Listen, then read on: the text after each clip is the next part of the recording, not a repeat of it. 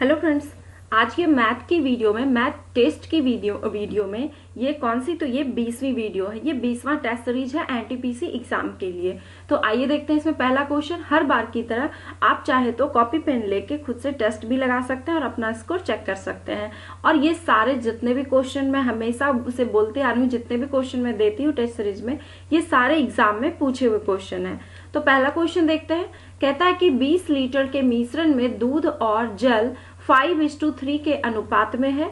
अगर प्रस्तुत मिश्रण के 4 लीटर को 4 लीटर दूध से प्रतिस्थापित किया जाए, यानी कि मिश्रण जितना भी है 20 लीटर, इसमें से 4 लीटर निकाल के और उसके जगह जो है 4 लीटर दूध डाल दिया जाए, तब नए मिश्रण में दूध और जल का रेशियो पूछा गया कि क्या है। ऐसे जो है 20 लीटर के मिश्रण में दूध और जल का रेशियो है 5:3। चलिए देखते हैं हम। यहाँ पे जो है अगर 20 लीटर है, इसमें से 4 लीटर मिश्रण निकाल लिया गया तो बचा कितना, 16 लीटर। अब 16 लीटर में हम पहले निकाल लेते हैं दूध और पानी। दूध कितना हो जाएगा 16 लीटर में, ऐसे दूध है कितना 5, कितने में 5 और 3 8 में, तो 16 में कितना हो जाएगा, ये हो गया 10 लीटर। अब पानी 16 लीटर में 10 लीटर हो गया दूध, तो पानी कितना हो जाएगा 6 लीटर।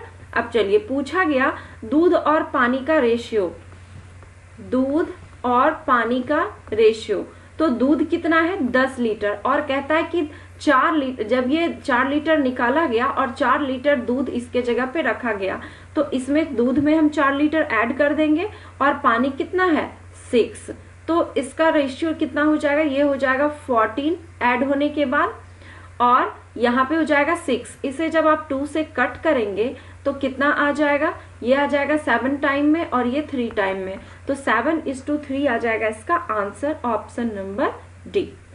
नेक्स्ट क्वेश्चन देखते हैं। कहता है कि एक व्यक्ति एक्स से वाई की ओर 40 किलोमीटर प्रति घंटा की गति से यात्रा करता है और वापसी में अपनी गति 50% बढ़ा लेता है, तब दोनों यात्राओं की औसत गति कितनी होगी। चलिए यहाँ से यहाँ तक हमने मान लिया कि एक्स वाई डिस्टेंस है। एक साइड ये जाता है 40 किलोमीटर प्रति घंटा की रफ्तार से, फिर जब वापस आता है तो जितना चाल था 50% बढ़ा लेता है, तो यानी 40 का 150 कर लेता है ये बढ़ा के, यानी कि कितना हो गया चाल 60 किलोमीटर प्रति घंटा रिटर्निंग में।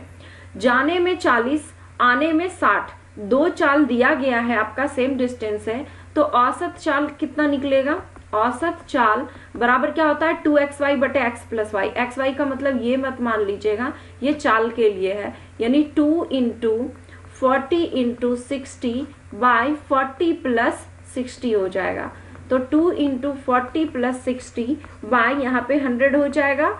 अब इसे हम ऐड करेंगे तो कितना हो जाएगा 48 किलोमीटर प्रति घंटा, ये हो गया औसत गति, option number C. Next question है। कहता है कि 2665 यानी 2665 रुपये की राशि को दो भागों में उधार इस प्रकार दिया गया कि प्रथम भाग पर 3% वार्षिक दर से और 8 वर्ष में 3% वार्षिक दर से 8 वर्ष में अर्जित ब्याज, द्वितीय भाग पर 5% प्रति वर्ष की दर से 3 वर्ष में अर्जित ब्याज के बराबर हो, तो द्वितीय भाग की धनराशि क्या है। अब देखिए यहाँ पे 2 भागों होगा, 2665 रुपया था, इसे 2 भागों में डिवाइड किया गया। एक पे 3% का रेट है और 8 वर्ष के लिए, दूसरे पे 5% का रेट और 3 वर्ष के लिए, और दोनों का जो SI है बराबर है, ऐसा कहा गया। ये सिंपल इंटरेस्ट है, तो दोनों का ब्याज, चूंकि चक्रवृद्धि के बारे में चर्चा की नहीं गई है, तो यहाँ पे ये सिंपल इंटरेस्ट है, तो SI दोनों का बराबर है। तो चलिए SI बराबर होता है क्या, PRT/100। तो हम लोग फॉर्मूला लगाते हैं। तो मान लिया कि पहले वाले भाग को आप A मान लीजिए, यहाँ पे x और 2665 - x ऐसा भी करके आप बना सकते हैं, लेकिन उससे ये ज्यादा आसान होगा। तो मूलधन गुने समय गुने दर बटे 100, ये पहला भाग। दूसरा भाग को B माना, मूलधन गुने समय गुने दर बटे 100, ये कट हो गया, ये 3 और 3 भी कट हो जाएगा। A/B का मान कितना आ जाएगा 5:8।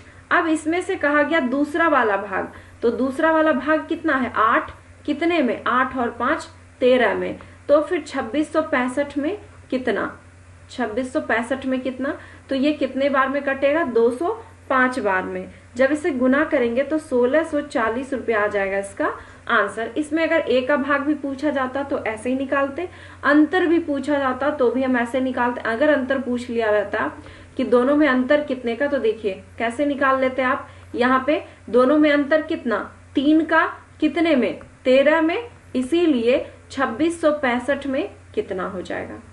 अब चलते हैं अगले सवाल पर। कहता है यदि एक राशि पर 2 वर्ष में 10% प्रति वर्ष की दर से चक्रवृद्धि ब्याज 2100 रुपया है, तो उसी धनराशि पर उसी वर्ष में मतलब कि उसी दर से साधारण ब्याज क्या होगा। यानी कि वर्ष भी सेम, समय भी और रेट भी सेम है, धनराशि भी वही है, तब वैसे कंडीशन में साधारण ब्याज क्या होगा अगर चक्रवृद्धि ब्याज उसका 2100 होता है। तो यहाँ पे देख लीजिए SI बराबर क्या होता है R इंटू टी, जो कि मैंने आपको SI का चैप्टर शायद मैंने जो पढ़ाया था, अगर आपने देखा होगा तो जान गए होंगे, और नहीं तो मैं जब चैप्टर लेके आऊंगी तो वहां से आप अच्छे से समझ लीजिएगा। तो SI बराबर R इंटू टी होता है एक फॉर्मूला। R का मान 10% और समय कितना 2, यानी कि 20% होगा इसका SI। अब बात करते हैं CI का 10% के दर से 2 वर्ष के लिए हो जाता है 21%। ये भी आपका टेबल में मैंने बताया है, चक्रवृद्धि ब्याज की वीडियो दे रखी है तो उसमें टेबल में बताया, तो वहां से भी आप जाके देख सकते हैं, और नहीं तो मैं आगे फिर चक्रवृद्धि ब्याज का ऐड करूंगी तो आप वहां से देख लीजिएगा। CI का क्या होता है 21% होता है। अब देख लीजिए CI परसेंट में 21 और ये रुपये में कितना 2100, इसीलिए 1% बराबर कितना 2100 बटे 21, और इसीलिए आपसे पूछा गया साधारण ब्याज जो कि कितना है 20%, तो 20% बराबर कितना, ये कट जाएगा 100 टाइम में, तो 2000 रुपया आ जाएगा इसका आंसर। ऑप्शन नंबर हो जाएगा इसमें डी। नेक्स्ट क्वेश्चन देखते हैं।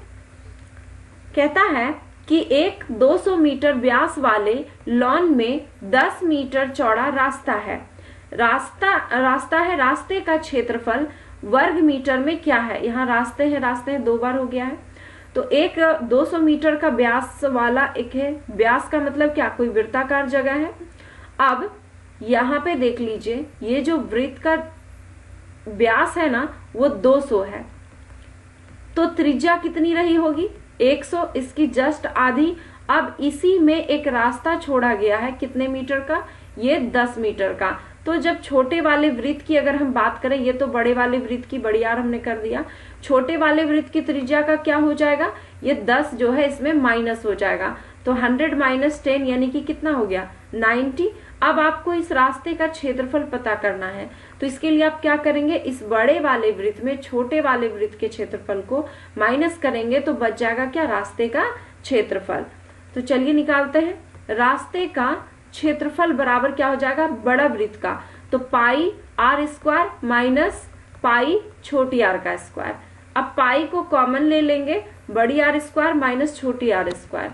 पाई यहाँ पे बड़ी आर का मान कितना 100 का स्क्वायर और माइनस 90 का स्क्वायर कर दिया हमने।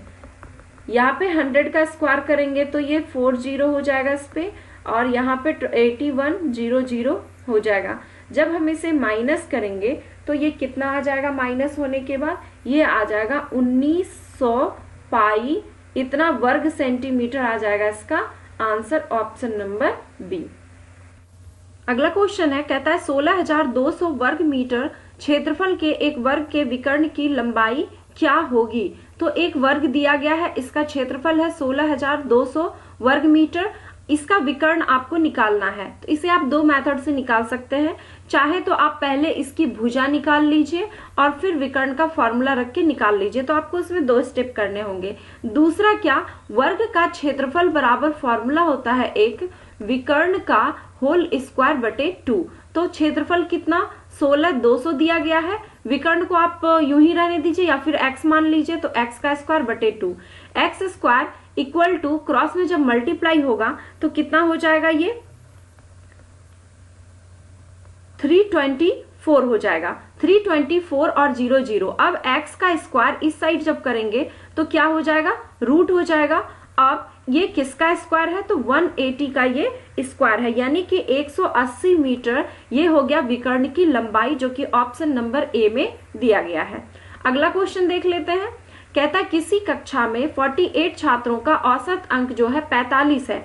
कक्षा के लड़कों का औसत अंक 40 तथा लड़कियां का 50 है। कक्षा में लड़कों और लड़कियों की औसत संख्याओं का अनुपात क्या होगा।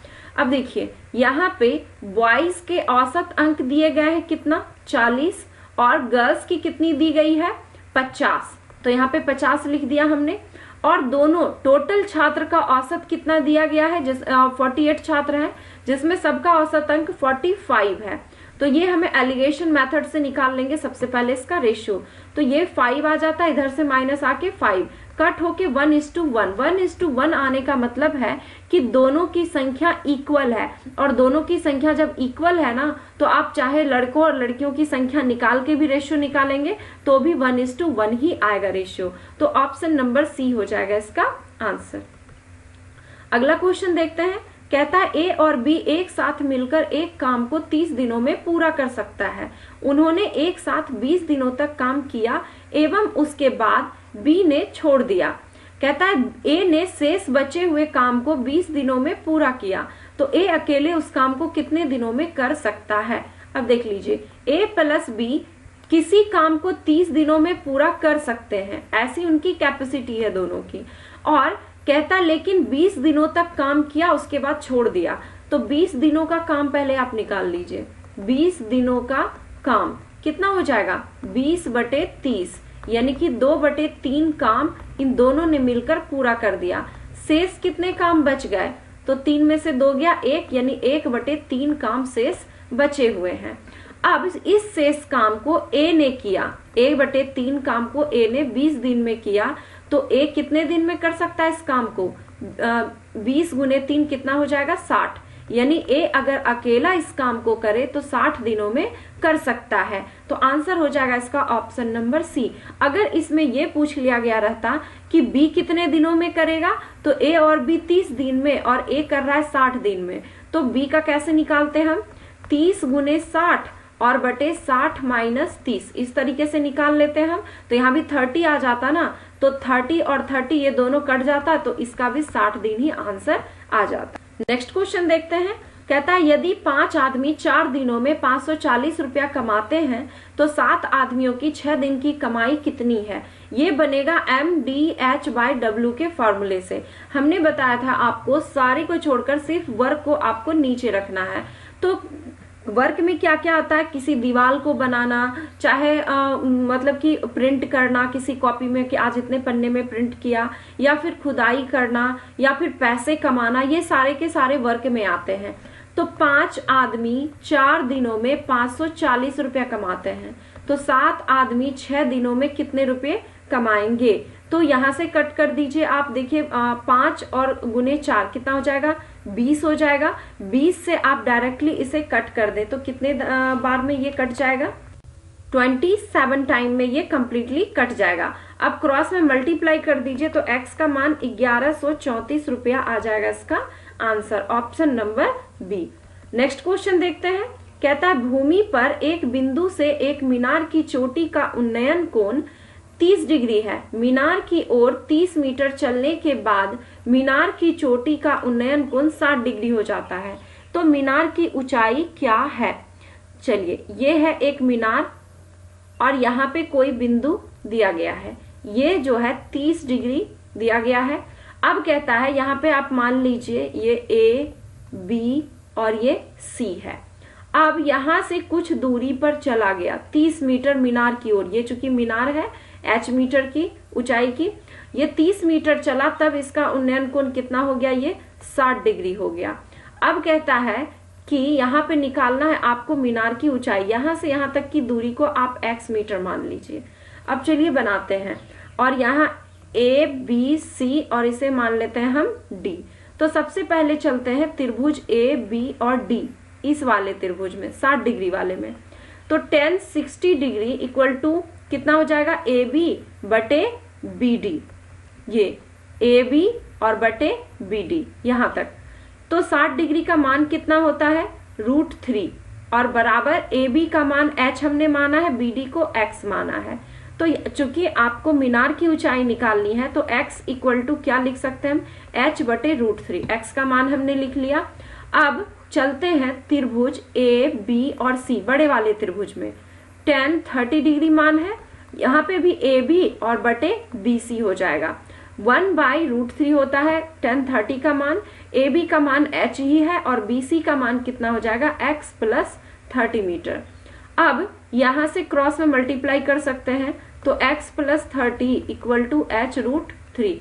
x का मान पुट कर देते हैं, यहाँ पे दिया गया है क्या यहाँ पे h/√3 और यहाँ पे है +30 = h√3। सो h को हम इस साइड ले आते हैं तो 30 = h√3 - h बटे √3। यहाँ पे इसे एलसीएम लीजिए √3 करके तो 3h - h यानी कि कितना हो जाएगा यहाँ पे 2h बटे √3। ओके, यहाँ से कट कीजिए तो 15 टाइम में कट जाएगा और h का मान कितना आ जाएगा 15√3। मीनार की ऊंचाई 15√3 मीटर, यही हो जाएगा इसका आंसर ऑप्शन नंबर बी। तो आपको ये वीडियो कैसा लगा कमेंट करके बताइए और अगर अच्छा लगा तो इसे प्लीज लाइक करें और इसे ज्यादा से ज्यादा शेयर करें। धन्यवाद।